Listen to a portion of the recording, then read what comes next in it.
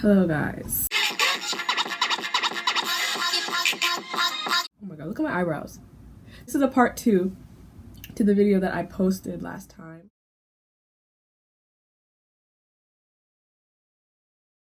If you didn't watch that video, I suggest you check that out before you watch this one, or you will not know what's going on. And if you did watch the last video, a lot of my subscribers have been hitting me up on my personal accounts like my Instagram and Snapchat, and even in my comments talking about the situation and how they actually heard about it. Yes, the situation that I talked about is true. It is the one that's all over the news, all over social media, on the Wendy Williams show, on the Steve Harvey show, Shade Room. Yes, this is the same exact story that I've been talking about. I have all my notes that I wrote on my phone, so if I look down, you know why. So, Jazzy Rowe, justice for Jazzy.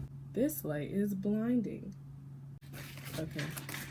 Okay. Jazzy Rowe is the girl that I was talking about. Her real name is actually Chanel, by the way, but justice for Jazzy, you know, had a little ring to it. She posted a Facebook video that was over an hour long of everything that happened to her because she felt like the school here wasn't doing their part, and she thought if I make this known, then they would have to do something about it, which actually did end up happening. Millions of people know her story, and people from all over the world are contacting her, trying to give her support for the situation. A lot of people were asking if the girl did end up getting arrested, and yes, she did. She got arrested on October 28th, but she was charged with 2 misdemeanors, which was 2nd-degree breach of peace and 3rd-degree criminal mischief.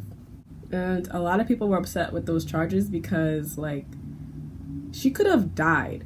This roommate actually really tried to poison her and got her sick on purpose. If nobody knew about this, like, this could have gone on for a long time and she really could have died. What if she put something she was allergic to in her food? Or what if she had a disease and that's where she put her toothbrush? Like, you know, she could have died. So a lot of people were upset with those charges, but on November 1st, around 12 p.m., she did get charged with a felony, which was a hate crime. I am a criminal justice major, so when I heard this whole situation and when I saw her charges, I was pretty confused because there's a lot of stuff that she violated. Some things that I came up with was negligence, attempt, cyberbullying, criminal harassment, intimidation, vandalism, larceny, petty theft, simple assault, trespassing, reckless damage or destruction. Like, the list goes on. Food poisoning, multiple counts of unlawful and malicious tampering with food products. That's what I found, but she only has 3 charges right now, which is those 2 misdemeanors and that 1 felony. There's a petition going on. I'll put a link below to actually charge her for attempted murder, because this was an attempted murder, if you really think about it. She's 18 years old, so she will be tried as an adult. I'm gonna go over some of the lies that I heard, like some of the false information that has been going around with this situation. She did go to the hospital to get checked up and everything, but she wasn't, like, on her deathbed, you know what I'm saying? Like, she had a swollen throat. What she had was like a bacteria in her throat, and nobody knew why or what caused it. And that bacteria stopped her from eating, even talking, and she was up at night, like she couldn't really breathe. Another false thing that I saw was how on an article that the roommate was tampering with her stuff for 11 to 12 months, which is false. It actually was 1.5 months because it was ever since move-in day, which was late August, early September, and now it's October, so that's around 1 to 2 months, not 11 to 12 months. So people were thinking that she was older and that she's been with this roommate for a long time, but it was only since move-in day, and we're all freshmen.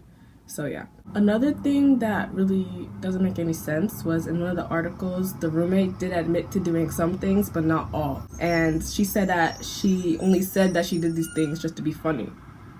But what doesn't make sense to me is the things that she admitted to, I feel, are worse than what she said that she didn't do. So why would we believe that she didn't do that?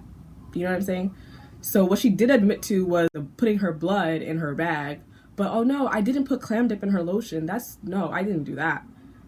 If you have the audacity to put your blood in someone's bag, what's stopping you from putting your moldy clam dip in her lotion? What is stopping you from putting her toothbrush in the places where the sun don't shine? Also, in her last post, she posted how she's a Jamaican Barbie, and some people were saying that she's not even Jamaican. Chanel's Jamaican. Another thing that I wanted to talk about, like, personally for me, that really rubbed me the wrong way, was how the roommate had a Finsta. If you don't know what a Finsta is, it's like a fake Instagram account where you only let a select few of people follow you and you just spam the page of like whatever thoughts you have, like a Twitter sort of, or like an online diary. So you post whatever you want and only like that select few of friends could see it. And what was confusing to me was she did have followers and friends on that page, and they did comment and like tag on whatever she was doing. Like, they encouraged her actions, and those people still live on campus with me today. So I was just confused as to how, you know, what this person did was sick, and these people that are following the page and liking it are also sick. So I just want to know if anything is going to be done to them as well, because they're amongst us on our campus and they have the same feelings as how that girl did. That was just odd to me. But I mean, what this girl did was a crime, and I feel what the people that who were following the page did are also part of the crime, because this has been going on for months and nobody said anything. The person that did come out and expose this girl didn't even follow the page. She just saw it off one of her friends' pages, and they didn't know that she was gonna snitch. So imagine that girl didn't snitch. She didn't even follow the page, so she didn't really know what's going on. She just had a gut feeling that this was wrong and she reported it. But say she didn't. Say she never saw the page. All these people would have never ever reported it because they're her friends and they feel the same way. So imagine how long this could have gotten if this one heroic person didn't step up and bring this issue to light, you know? Chanel had a throat infection, luckily. Imagine how worse that could have gotten. Like I said, this was attempted murder. Updates on Hartford as a whole and the student body and Chanel herself. She's doing good.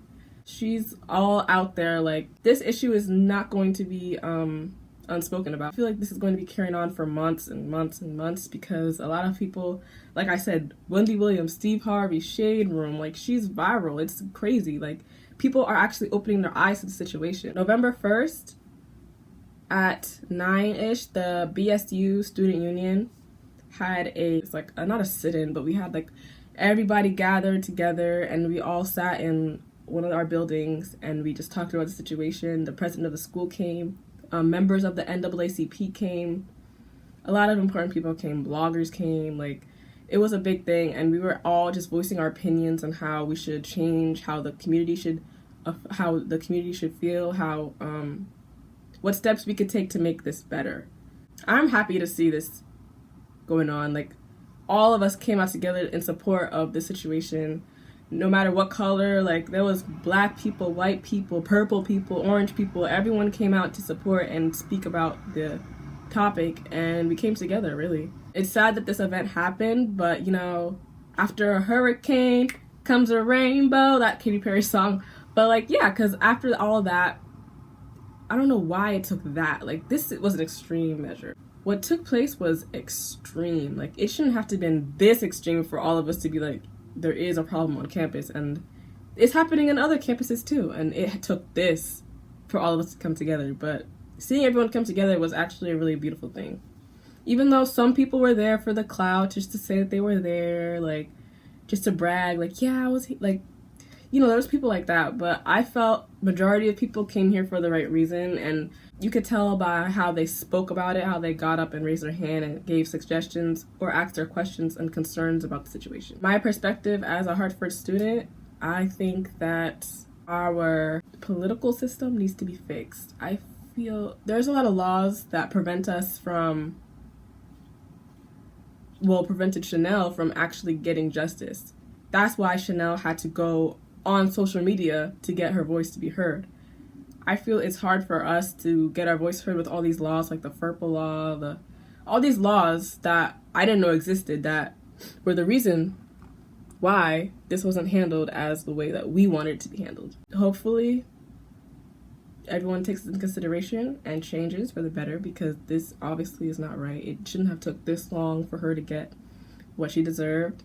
Girl, when you watch this, you are hella brave for putting your story out there like that. I would have probably just went to the corner like the people told me to and not said anything about it. But she really went out there, told her story to millions and millions worldwide. It's worldwide. This is insane. And I'm happy I got to be a part of it and be her friend throughout the journey. I'm thankful for.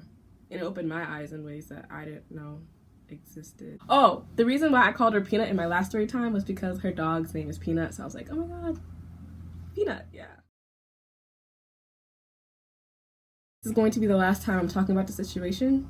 If I do talk about it again, I will have Chanel with me and she could tell you herself.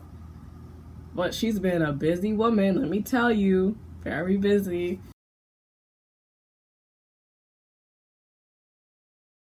My name is Lex, Lil Lex, alexiaxoxmichelle, whatever may have you. Thank you for watching, and see you next time.